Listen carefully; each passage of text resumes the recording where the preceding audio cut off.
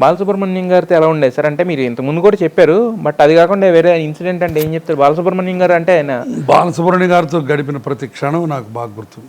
వరప్రసాద్ రెడ్డి గారి పుణ్యం అని చెప్పి ఎన్నో కనీసం 5-6 సార్లు వెన్నెల రాత్రుల్లో కూర్చొని కబుర్లు చెప్పుకోరు. ఇక్కడ ఇంటికి వచ్చేవాళ్ళు ఆయన, మన ఇంటికి ఇక్కడికి వచ్చారు, ఇక్కడ భోజనం చేసాం, ఇక్కడ కూర్చొని కబుర్లు చెప్పుకున్నాం. అసలు ఆయన మాట్లాడుతుంటే అసలు ఆయన పాటలు ఆయన మాటలు అంత గొప్పగా ఉంటాయి.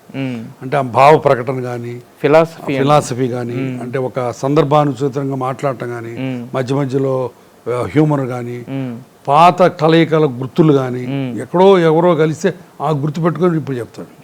అది కరెక్ట్గా మళ్ళీ సందర్భానుసారంగా చెప్తాడు. అసలు ఎంత బాగుంటుందో. అందుకని నేను ఎప్పుడు సత్సంగం భలే ఇష్టం నాకు, మంచి వాళ్ళతో కూర్చొని మాట్లాడడం. ఇప్పుడు గజల్ శ్రీనివాసు, తర్వాత అట్లానే గంగాధర్ శాస్త్రి, అట్లానే బాలసుబ్రహ్మణ్యం గారు, వరప్రసాద్ రెడ్డి గారు, మృణాలిని, భార్గవి నా క్లాస్మేట్ భార్గవి, తర్వాత శశికళ నా ఫ్రెండ్, వీళ్ళందరితో కూర్చొని మాట్లాడుతుంటే లోపల నుంచి అసలు ఆనందం. అసలు వాళ్ళ మాటల్లో ఆ భావ ప్రకటన, అసలు ఆ మాటల పొందిక భలే ఉంటాయి. I enjoy every minute of it. అయితే మరి బాలసుబ్రహ్మణ్యం గారితో మీకు అంత అనుబంధం ఉంది కదా, మరి సో ఆయన చెప్పిన మీరు అదే అన్నారు ఇంతకుముందు, వేరే వాళ్ళు ఎవరైనా చెప్పింది కూడా అవసరమైతే తీసుకుంటాను, నా లైఫ్లో అన్వయించుకుంటా అని చెప్పి. ఆయన చెప్పిన ఫిలాసఫీలో మీరు మీ లైఫ్లో అన్వయించుకుందంటే ఏం చెప్తారు? ఇది బాలు గారిదా? అవునండి. ఇది ఎంత ఎత్తుకు ఎదిగినా ఒదిగుండమని ఆయన ఎప్పుడైతే చెప్పాడు. ఆయన ఎంత చక్కగా సమయం లేచి నిల్చొని మాట్లాడతాడు. సేమ్ చిరంజీవి గారు కూడా అంతే, డౌన్ టు ఎర్త్. వాళ్ళ దగ్గర నుంచి నేర్చుకోవాల్సింది. రాజమౌళి దగ్గర నుంచి అంతే.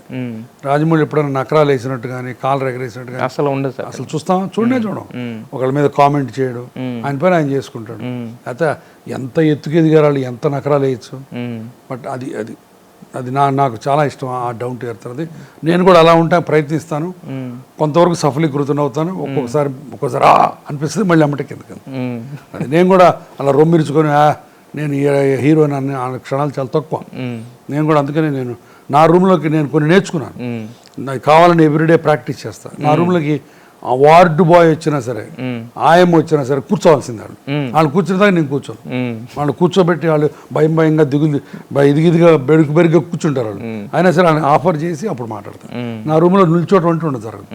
అది స్టేటస్ని బట్టి కాదు, ఏ వ్యక్తి అయినా కూర్చోవాల్సింది. అలాంటివి నేను నేర్చుకొని రోజు పాటిస్తాను.